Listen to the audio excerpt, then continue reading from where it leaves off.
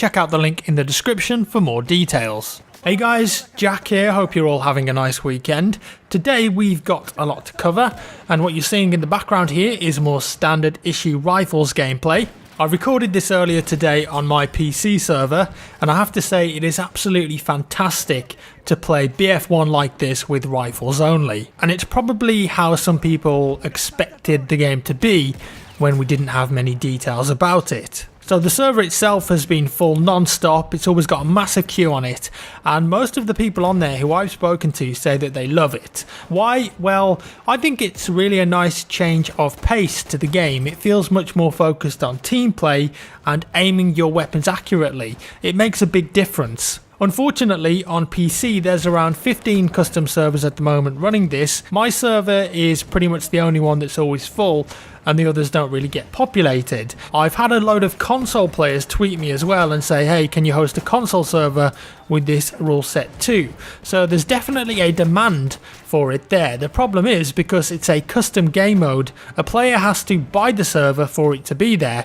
There are no official DICE hosted standard issue rifle servers, and I think that's a shame. Obviously a lot of people like this. I'd love to host more of these servers, but of course the cost adds up. I may actually make one more PC server and just run those two until we've got more options available. Ideally, I think it would be great if DICE went and made this a game mode rather than a custom rule set and hosted official servers for it. That would definitely be good for the console players too. It's just a really nice balance between hardcore, normal, and let's say a realism mode. And you know what, I love it. I found that the players on these servers too tend to be a lot more friendly and sociable, and they chat to each other. They've all got this common goal of wanting to play this particular game mode, and because of that the server is just generally a nice place to be. In fact, on my server a couple of days ago, some players just made up a minigame on the spot and built some World War I style trenches on each side of a field with limpet charges and explosives. They then coordinated together and did actual over-the-top charges at each other,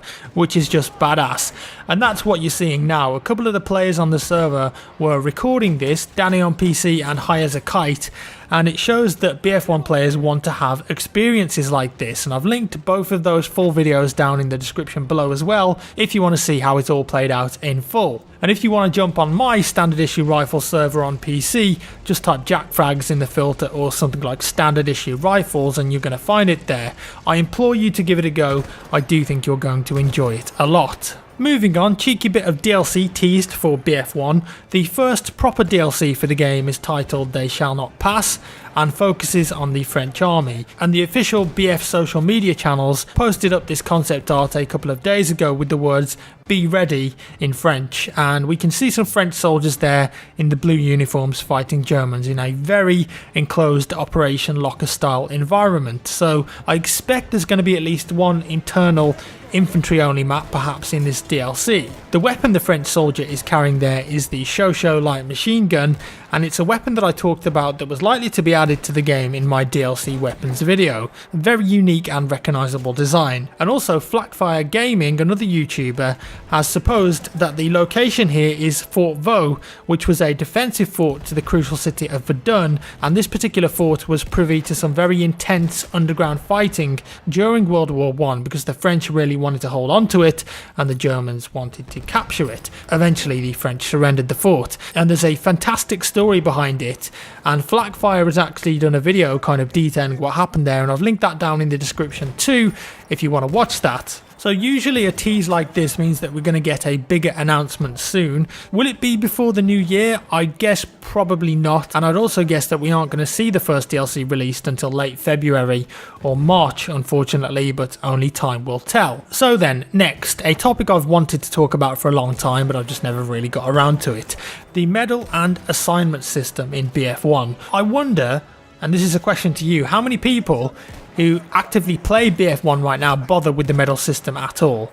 In fact, I wonder how many people even know that it exists. I had a friend that had no idea the medal system was even in the game, and as such they haven't ever used it in over 100 hours of gameplay. And for me personally, I've never actively tracked a medal and got it myself. I don't think I even have any medals at all. Let's first talk about the elephant in the room though. Some of you will say, and it's definitely a valid argument, that you don't need medals, ribbons or assignments to enjoy a game. You've got the core gameplay there and you play it because you enjoy that and not because you've always got something to work towards and unlock. I'd say I'm like that as well, but there are plenty of players out there that love having the best of both worlds and working continuously towards unlocks, medals, assignments, skins, whatever it may be to keep their attention in the game. Some people just really like to have an objective outside of gameplay. It would be naive to think that it's not something players do and want when medals and ribbons have been an integral part of Battlefield since going back to Battlefield 2. It does also get you an XP boost for completing a medal,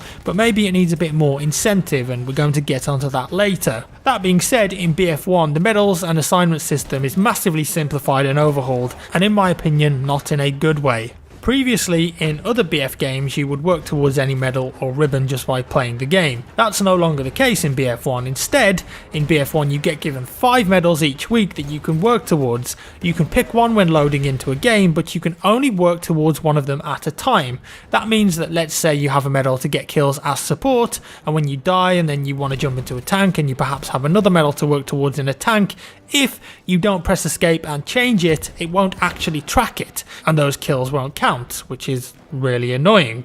In BF2, for instance, you had ribbons that you could work towards which were pretty simple, like let's say the infantry officer ribbon that only required 250 team points and to spend 25 minutes as a squad leader in a round. Easy to achieve, whereas the medals were a lot harder. The Medal of Valor, for example, required 250 total hours of playtime, as well as 5,000 driver points, 1,000 flag defense points and 30,000 team points. It was something for the long term that took a long time to work towards, but when you got it finally, it felt pretty good, and almost a badge of honour for players who had played the game for a long time. And I get that that's not everyone's cup of tea, and it's meaningless to a lot of people, but I knew players that would spend a lot of time working towards medals and ribbons, and what was just way better back then is that you would be working towards multiple at the same time without having to pick a specific one. Not to mention that in BF1 you get given 5 medals, perhaps ones that you don't even care about. You may even get a medal asking you to get plane kills but you hate flying, or tank kills but hate playing in vehicles. The choice of how you play the game and how you work towards your own achievements has been removed from BF1, and that's not a good thing in my opinion. BF4 had a pretty good system in there, I think. It had a ribbon system where you had specific requirements to get them, and when you got to a certain amount of those ribbons you received the medal for that ribbon. As well as that, you've got assignments that you need to complete, some of which get you specific dog tags, skins, even progress towards the Phantom program, and none of the above is now present. I would love to see assignments and ribbons make a comeback, but I personally would also make it so that you can work towards any medal or ribbon you want just by playing the game, like it always used to be. Some may say that they prefer it this way, forcing you to perhaps try different kits or vehicles that you wouldn't before. Well, unfortunately, I don't think that's true, because there's very little reward for doing a medal at the moment. If you wanted that to be the case, then you'd need to ensure that they had more reward there, so skins, battle packs, that sort of thing, that gives people the incentive and it's stuff that people actually want. And I've heard from Twitter conversations that there is a possibility down the line that DICE may make it so that you work towards all 5 weekly medals at the same time, but you simply track the one that you're focused on. I do think that would be an improvement on the system we have at the moment, but I don't think it would make the system overall better. I think it needs a complete overhaul, in my opinion. Honestly, I think the system they had in BF4 worked fine, and I'm not really sure it needed to be simplified as much as it has been, and now people just don't really seem to care about it that much. Either way, do let me know your thoughts on the medal and assignment system in the comments down below. I'm sure there's a genius out there who can come up with the best of both worlds. Once again guys, if you want to check out my standard issue rifle server, just filter in the server browser JackFrag's standard issue rifles, and like I said, I probably will be adding a second 64 player server because the demand for the first one is pretty high at the time, and I know that a lot of people have been queuing to get on and maybe haven't had a chance to experience that gameplay yet, so I will be getting on that. And also maybe, if enough console players actually would use it, do like a 64 player console server as well. Just before we finish, I've had a lot of you guys asking me for my review of Rogue One for some reason. I'm not going to do a full video on that because I'm not really a movie review channel, but I do watch a lot of films and I'm a big movie goer, I suppose you could say. Rogue One, I will say that I went to see the movie and I thought it was a very good Star Wars film. The first act is a bit messy, jumps around too quickly, and it has to introduce all of these new characters as quickly as possible, but the middle and the end are fantastic and excellent performances from the lead actors. So many Easter eggs in there. The space battles were phenomenal. It has a very grown-up, dark and gritty tone throughout the film, and it's got one particular scene at the end, you'll know it when you see it, where I just couldn't stop smiling and people were actually clapping after it happened, which you don't really ever see in the UK at cinemas. It was just that awesome. So there we have it. That's all for today, guys. I hope you had a nice weekend once again. If you enjoyed the video, do leave that thumbs up down below. That would be amazing. If you didn't like it, hit that dislike button. As always, love you guys lots, and I'll see you in the next one.